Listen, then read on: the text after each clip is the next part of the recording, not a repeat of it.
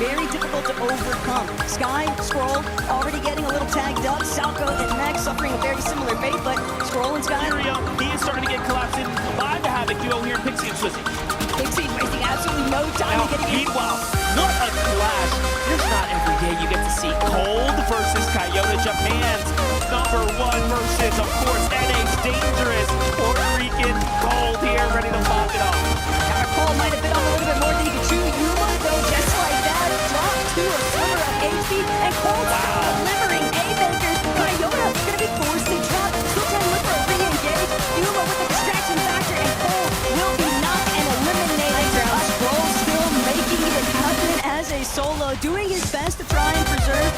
For Cold and Rapid to put on the show, Scroll is having the most impressive performance for AGAL. The amount of championship points, the club points now also left to contend as a solo, but it's going to be Rapid and Cole who ultimately commit to difficult for many duels. They're getting put in the blender. Another team ends up shocking the wave up. It's Jason and Anon, but he falls right back. Let's see how comfortable these players are going to be getting. These duels are going to be performing because they have alignment. Back having with Swizzy and Pixie here. Look at this. They're doing such a good job. I think most of it just ultimately draws down to the fact that they understand we want to play Storm until right around that basics, how this low ground position is going to unfold. Because, again, just think about that last lobby. The defense from Acorn and Bolts earlier on, now looking upwards, trying to force Sky and Scroll's hand, and sure enough, Scroll has fallen. Now it's on the other. You also have to worry about what's directly in front of you, and part of that might just involve Kanata and Victor B. Only a single point earned, playing with that zone so close, almost gets taken out there by itself. He is just looking to hold on by a thread right now. Every team that falls, though, he's earning a little bit more points. 14 plays. And teams are just dropping like flies here. The way that the zone is pulled, all the shifting elevations, doing some damage, and Coyote and Yuma have somehow managed to just steal hideaway from Swizzy and Pixie. It's a fight up top, Asia versus Europe's best here, and it's going back and forth, but it doesn't come without its own troubles. Coyote finds one up. Somebody's got to chop him eventually. Instead, they'll even opt to reconnect. Shark in the water might just be Darn and Deemish. Spooks and Oakley, though, still alive here, settling in well. Meanwhile, Zeta's got some serious pressure coming in. Points counts. This is the most important part of the tournament. Right here, right now for this game. Start earning placement points, or you Elands, and they're doing it in a cinematic fashion. Look at that, Team Joe go down low, getting the pressure here from Swizzy and Kanata by himself. 5 Elands earned with this duo. But what more can he do? Yasin here. The Team Joe fall down with Scoops down below. Meanwhile, Cold and Rapid, 9 Elands.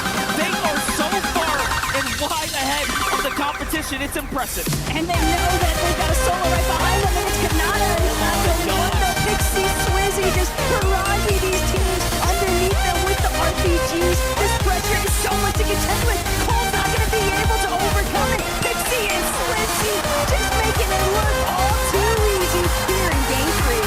Hold, calm, cool, collected. They do it once again. Swizzy and Pixie are looking and shaping up to be one of the strongest duos of the evening. And you know what? It's because they're not afraid to play for high ground and really put it all on the line there. But at the same time, Cold, Rapid. Change of blows going on around the map here. Yuma and Coyote putting it all on the line. This is super risky, but what a play from Coyote. The RPG into the shot. This could be their moment to siege height or just buy themselves some time. Backside of zone, hoping that he's not on the receiving end of any big shots, but still, only a couple of overdrive grenades from main and a whole lot of players in front of him as Coyote and Yuma just continue to assault these lower layers. Mini Peel and so close at the kind of bubble area here for the qualification positioning. Meanwhile, Gone falls, Night falls, they're done enough. He's currently sitting, Acorn and Bolts directly underneath. Spooks and Oakley still trying to get the job done, but with Coyote and Yuma just so solid far and away from the rest of the competition, the players are going to thin the lobby out for them. This is actually insane, because if you think about it, coming in says Oakley and Spooks were in 8th place, Coyote and Yuma were in 9th place, Sky and Scroll, well, they were out of the tournament altogether, and now Sky is still going to is an excellent spot to be in. Only is playing so well himself. That's his third Elam in the end game. Meanwhile, Acorn Bolts actually finding their footing down in the ultimate low ground. And Coyote and Zuma have finally given up that height. They're coming down for the win. Finally, Skyjump's gonna get scouted out, but Coyote and Yuma, all they need is just to find where Bolts is at. It's going to be a little bit of a heel-off showdown here now, but Bolts realizes he doesn't have anything left. Yuma was trying to wait it out, but Bolts, what great awareness there. That was the difference maker for him. Still a really strong showing, though, from Yuma.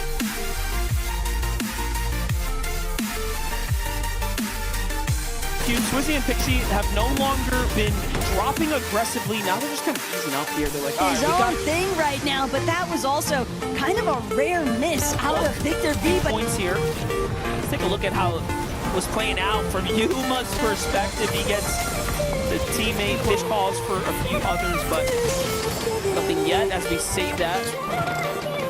Touch and base with Cold and Rapid. Was it worth going into the storm?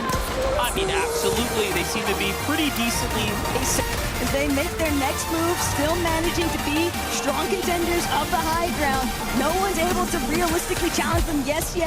Drogo, Spooks, and Oatly having a little bit of a tough time securing that secondary height layer, but Monzy and Skyjump inside of the low ground, and Monzy just can't make his way through. He gets caught for a moment, and that's all it takes for the lobby to dish him out. Right now, Skyjump has to stay up and do something. Kanata, Victor V earning points here on the low ground too.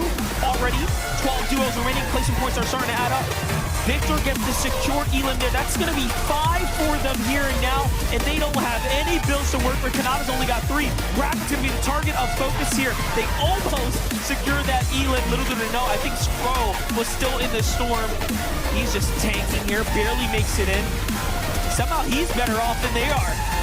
It's crazy, though, just how rapidly his build actually dwindled. And Scroll, he recognizes there's a little bit of a loop ball behind him, but he doesn't have a chance to go for it just yet. Too many players surrounding him. Bone maybe going to get an opening shot here, but no. Scroll prioritizing this frontside ultimate low position. He feels like that's where it'll be best for him to try and hedge his bets and just concealing himself as much as he can. Still, this is a really rough spot to be in. Only one build remains. One overdrive, but a big shot onto Victor V. He's able to get the Siphon materials, and now one more time on the low. Such a huge Elam, and I was looking at how close he was to top 7. Everyone now is getting crunched down into the standings there. Oatly and Spooks are down and out as well. Josh and Ianzo are flying their way back up, but Scroll is the most important player here in the lobby with the most critical clutch that he needed to get out of the dangerous territory of being down at the key crushing ceremony.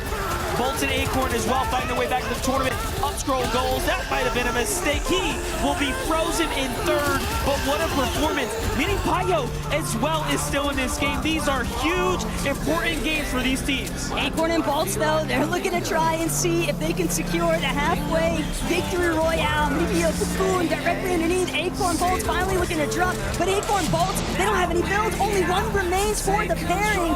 Cocoon, Minifio also running on the last of their resources. Bolts and Acorn from overhead, trying to see if they can get an advantageous shot, but the preservation behind Minifio and Cocoon, they are stalemating this one temporarily, looking to get into the healthiest state possible.